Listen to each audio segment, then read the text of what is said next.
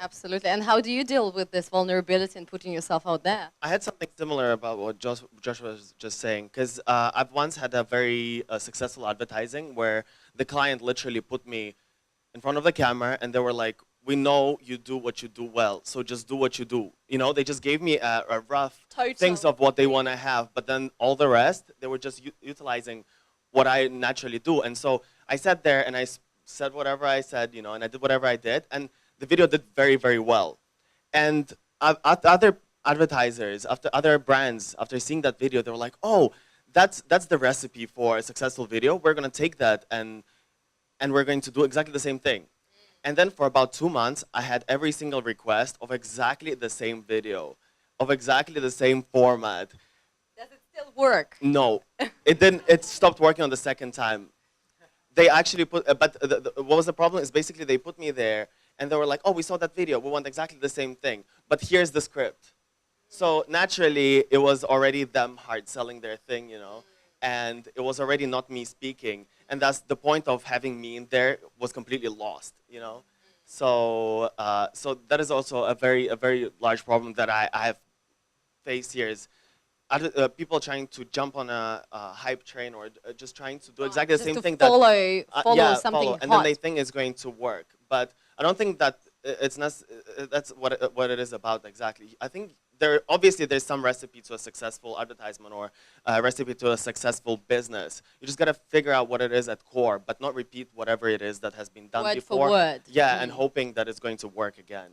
Yeah. That's actually a very similar case. In mainland China, we've got a platform called Douyin, right? The short video platform, super popular. And right now, they discovered that when advertising is done, as if the person is just staring at you from their phone, as if you're making a FaceTime call, right? So imagine this, you swipe, right? On Douyin, you just swipe down. And suddenly you see a person, let's say a famous person, staring at you right there.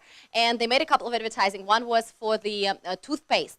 So the guy was literally brushing his teeth and talking about the hygiene, but as if he made you a call, and he was literally brushing his teeth in front of you. So people were so fascinated to watch him do that.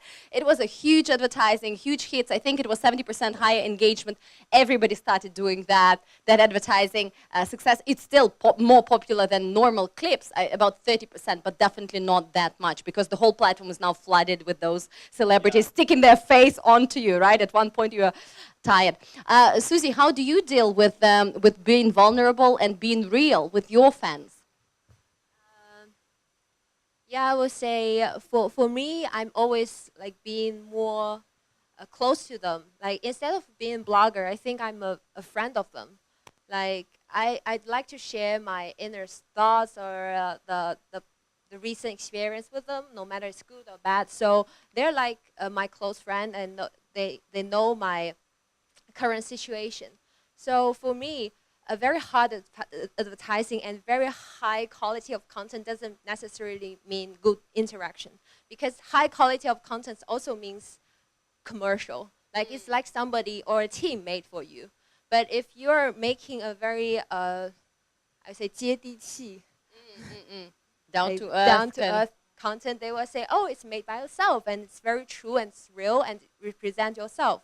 So this kind of content actually have better results compared to the commercial ones. Right. Yeah. So we all know, on that note, what brands want from you guys as influencers, right? Brands want to reach the audiences, they want to engage them, they want to represent their, I don't know, new product, and at the end they want to sell. What do you guys want from the brands? How do you make that pick and, you know, that right choice to be cooperating with the right brand? What are some of the guidelines that you can give these people in the audience on how to work with you better? Well, for me personally, I'm not sure if it's like this for everyone else, but for me it's for 100% not money. I know for many people it is about money, but for me it's what is going to get me to the next step where I want to be. So same for a brand. When a brand wants a certain image, they will find a certain person to advertise their product. Same with the people on the other side. We also are looking for a certain brands to get us to wherever we want. So, but even if it's a brand that maybe not that, let's say I'm trying to get into the luxury market, right? And then a luxury brand approaches me. Obviously, I'm going to go for it rather than to some popular retail store or like a really cheap brand, because that's the kind of thing that I'm going for. But at the same time, if it's another brand that is not that luxury, but their idea is good and it's going to show me and it's going to show my best qualities, then I'm going to go for that one as well.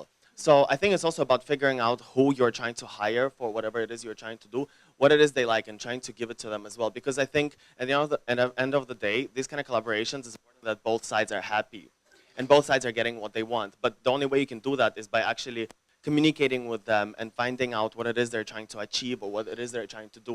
And also giving them space to do this thing and not just choking them with whatever kind of format it is. Shuffling them with the script, right? Yeah, exactly. Right. So another thing for me is, let's say, yeah, I would like to go to for brands that are going to give me that kind of image that I want. Image upgrade. Yeah. Yeah, probably. go together with you. Susie?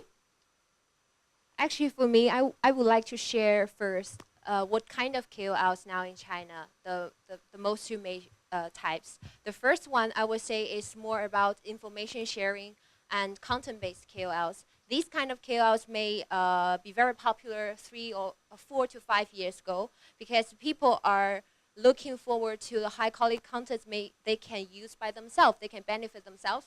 For example, the useful tips. For example, the way they can travel, the way they can live a healthy life, blah blah blah. These kind of content, but like the 2 or 3 years later, this kind of content become a little bit saturated. So if you are looking for, maybe I would say, autumn seasoning makeup, you can find 2,000 videos on site. So which one you choose? And you will choose the one you will choose the one that herself, the personality attracts you. So later on, these kind of people with very special personality like Artem will stand out. So these kind of KOLs, I would say that if the brands want to cooperate with them, they need to respect their content and respect their types of generating content. So maybe it's not that 100% suits what you want to feature a brand, but they know their followers best. So you need to trust them. You need to give the authorization. But for still at the same time, if you want to spread out your official information, you can still seek for these information KOLs, like to generate very high quality content, the long articles with very professional pictures. And these kind of people can still spread the word for you, but they are not that close relationship with the followers. Even if they see the information, they will not engage with them, but at least they see the advertisement. So I would suggest if the brands are looking forward for KOL promotion, you need to seek for these 2 types of KOLs. One is for information sharing, but you not necessarily demand for very higher interaction, because higher interaction only means for fake interactions. They will buy for you, so that's nonsense. And you need to keep in mind that they already have the impression, but maybe not high engagement. But for the second one, you need to give them the rights to produce their genuine and original content. Absolutely, and I love it how Susie touched on fake followers and ChoZan and all those. Yeah, so we all know that it's very popular, not only in China, by the way, in the rest of the world as well. We have fake likes, comments, whatever you want, right? And very, very cheaply. So what are the ways to avoid them? How to make sure that there's not, how to actually check whether your, let's say, blogger or the person that you're working with engages fake accounts? What is that? The ratios, yeah. The ratio. Yeah, you see how many, obviously the amount of followers and the amount of likes is going to be very different. But let's say I have 10,000 followers, I'm probably going to have 1,000 likes, let's say. It's normal. And then obviously for 1,000 like, I'm going to have maybe 10 comments. This is the kind of ratio that usually works, unless you have very good engagement. Some people are like that. But sometimes there are cases where you see a person with 1 million followers. At the same time, they have 1,000 likes, but then 10,000 followers, 1 million likes. You know, you already can see that that this person. The numbers don't add up. Yeah, they don't. They just don't add up. You know, and then the comments is like 2 comments.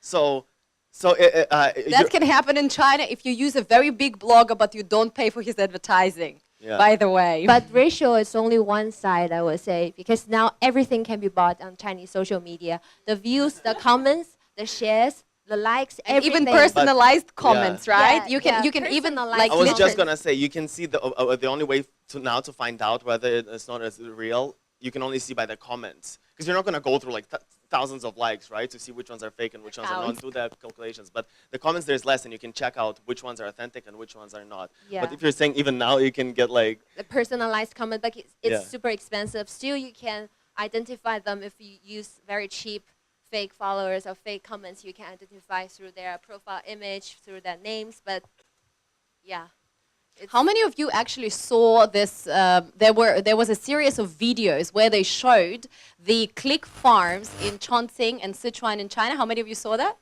Oh, not so many. Guys, you need to Google it and literally watch. So there's a room full of literally, like hydroponics kind of rows of shelves. And on those shelves, you have dozens and hundreds of phones, and all they do is basically switch different accounts, a real person interacting with the phone, because they're flipping apps, and it's amazing. And they basically just show this whole click farm.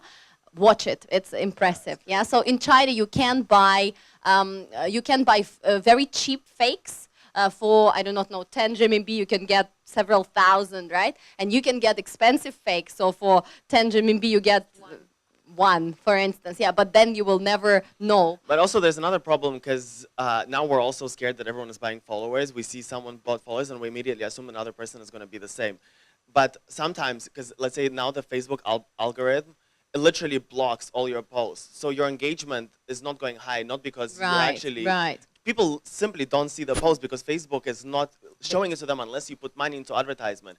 And the more money you put into advertisement, they're like, oh, this guy is willing to pay for it. Drop it. So so you're just forced to boost every single post, So if the engagement is low, it also doesn't necessarily mean all the time that it's fake. You also, there's a lot of ways to check it, but I mean, it takes time. You're probably not gonna do that, right? Absolutely.